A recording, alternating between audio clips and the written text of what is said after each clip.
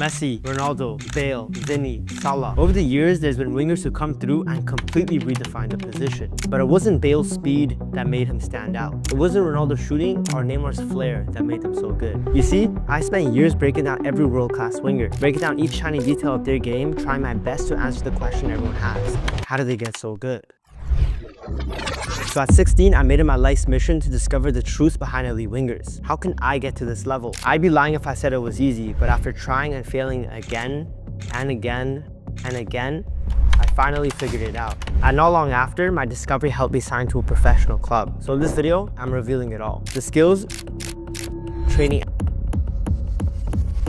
and secrets behind their success and mine now, broken down in 3 easy steps. So if you're a winger wanting to stand out and sign for a pro academy, this is the art of being a winger. But before we get into the training, first, what is a winger? Because to become the best at something, you need to know it inside out, down to the tiniest of details. So here's a quick breakdown. A winger is a player who plays on the byline and provides depth and stretches the field for the team. A winger always plays on the outside of the opposing fullback. Obviously, you want to come in sometimes, but the main premise of a winger is to stretch the play, being near the outline. The purpose of this is because if the team has no wide players and everyone is central, it causes a cluster, which is hard to play in, and it favors the opposing team. It's easier to defend when everything is so close together. So as a winger, when you stretch to play, you're also stretching the opposition. Once you stretch the opposition, you create space for your teammates to receive the ball in between lines and drive forward. As well, if the opposing team likes to play compact, since you're out wide and you receive the ball, you have a direct one-on-one on goal. The role of a winger is super important, so you have to understand how to play your position. Wingers usually make or break a team. So remember, to be a good winger, you have to be effective, and every team needs a winger. A good winger is one that is fast, has speed, has many skills in his locker to beat the defender to create chances, is clinical in front of the net, meaning he can shoot and score, and is able to connect passes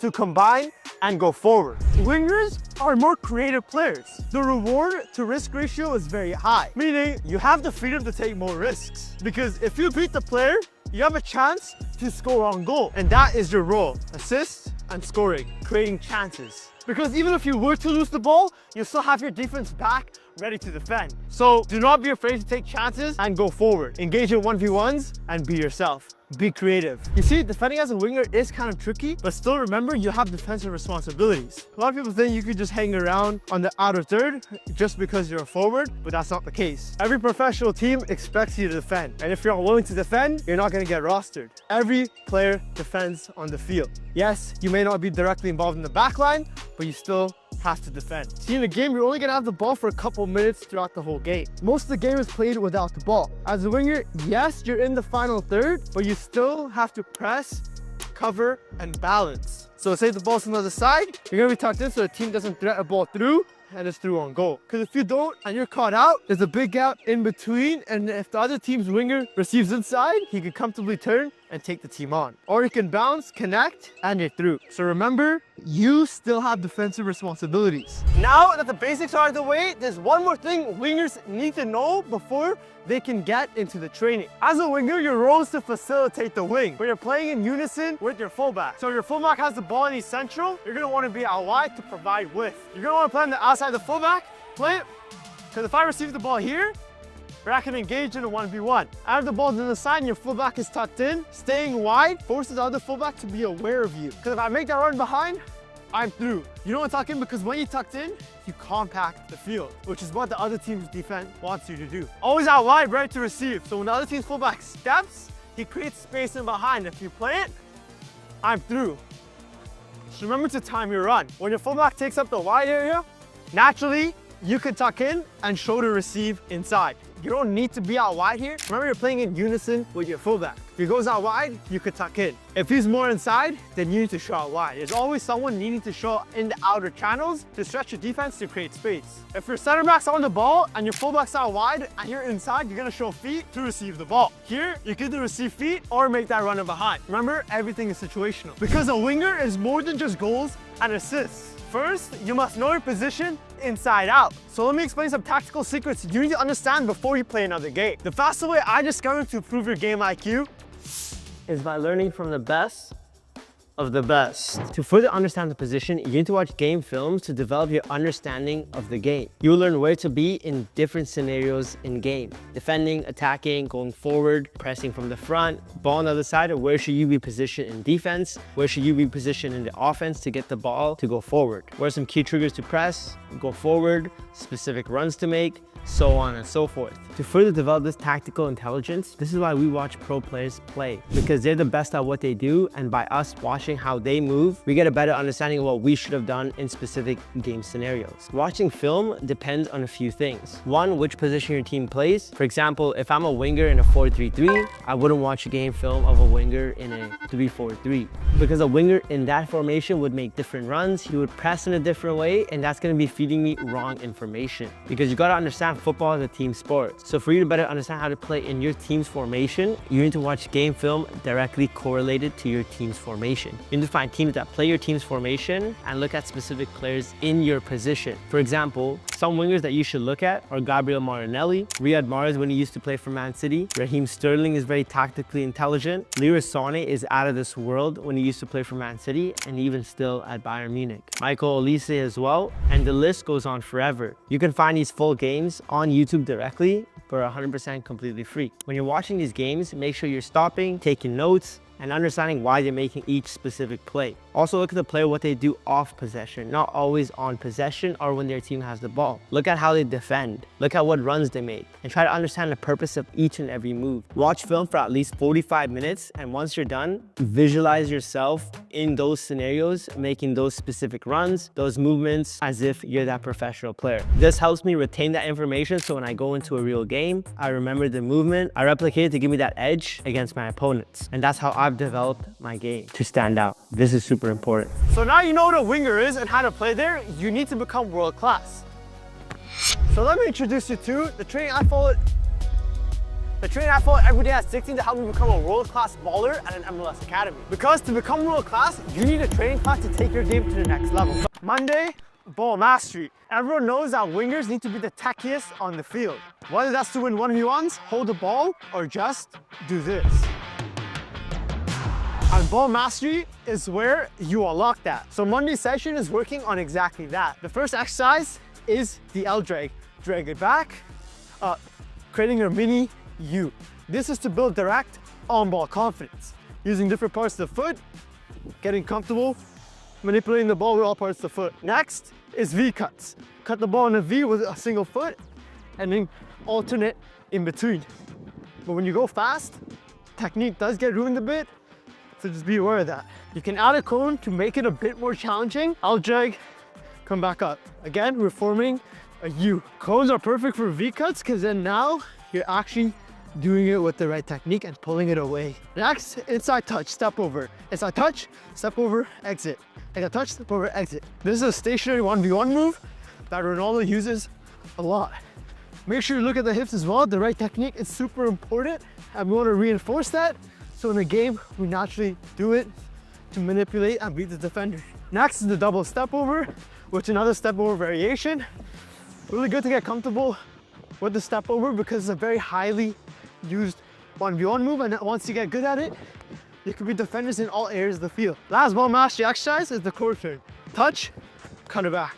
Fake, cut it back. Look at my arms the way I throw it. This is to sell the move. Again, go slow to get the right technique down and have it become muscle memory. That's it for today. Tuesday, passing and receiving. First, to warm up and get your touch right, just one touch passes. Increase the distance and shorten it as well. Switch feet. Then, to further warm up, 2 touch passes. Always working on both feet. Get comfortable using both feet because in a game, you're gonna receive it on both feet. Then grab a cone, and now it's time for the real session. First is inside touch alternate. Go in rhythm, go fast, start slow if you need, but eventually you're gonna go as fast as you can, going in rhythm, using both feet. Next is outside foot. You're gonna control and receive the ball with the outside of the foot to be comfortable receiving the ball with different parts of the foot, to be comfortable on the ball, and to be able to manipulate the ball in different areas, in different scenarios, in different situations. Now you're receiving on the back foot. This is a common control many wingers, fullbacks, and center backs will have to do to get the ball under pressure and drive it up the field, make a pass, or to create space. Lastly is wall juggling. I don't have a wall, but I'm just gonna kick it up, control, and kick it up. I'm gonna work on controlling the ball with different body parts, getting comfortable controlling aerial balls. There's gonna be a lot of scenarios like that in the game, especially if you play out wide. Kick up, get it, control it, get a few touches in, kick up, control it again, right? Make sure you use both feet, different body parts to get comfortable and to build confidence controlling an aerial ball. That's it, but before we move on to Wednesday, there's one more session today. You need to go and play pickup, which is the real game. This is where all of your improvements gonna happen. Look, individual training is amazing, but you need to apply the work that you're putting in against real people so it transfers over to the real 11v11 game. You need to challenge yourself with pressure around you to be able to execute those moves in high pressure situations. So when you get into the game, you're able to do it instinctually. That is where the magic lies. So to find small-sided games, go to your local park, organize a group session with your friends, and just play the real game. It's not too complicated. The more you put into it, the more you're gonna get out of it. That's it. On to my favorite session of the entire week, 1v1s. But the best part is, we don't even need a partner. We're working on 1v1s at a fundamental level. Pick 3 skills you want to master, engage, and disengage. Just like this, engage, double step over, disengage, away. Just like in a game, that is the defender, engage, disengage. Now you beat him. Second skill that we're gonna do is the single step over. Pick realistic game scenario skills that can be applied in any area of the pitch. I'm not gonna be doing the elastical when starting off because that is not a highly effective skill. That is basic, that can be applied in most scenarios. Body feints and step overs are your go-tos when first starting out. Third move is the body feint. Go, come back, other side. I've done these drills for years and it's a drill that got me to the level I am now. Just take a look.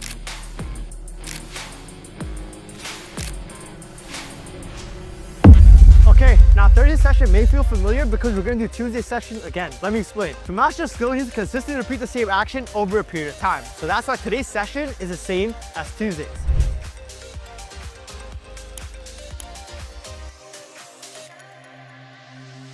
Now, Friday, ball mastery. Friday is going to be the same setup as Monday because in order for us to master a skill, we have to consistently do it over a period of time.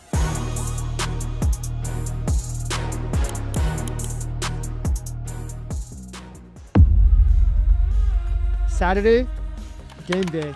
Not much to say. I got a game to catch. There's one thing that never changes in my routine, and that's a rest day every Sunday. You see, your body needs to rest and recover, and sometimes you just need an ice cream. Without proper recovery, you will not be ready to physically give your 100%, which will kill your performances. Plus, you don't want to burn out from playing the game, so it is a mental reset as well before starting the week. That's good. So rest days are crucial, just like this ice cream, every week, once a week. So yeah, this is literally the exact same schedule I followed to go from Sunday League at 16 to Professional Academy at 18. That's my blueprint on how anyone can become a world-class swinger. And as always, I'll see you in the next one.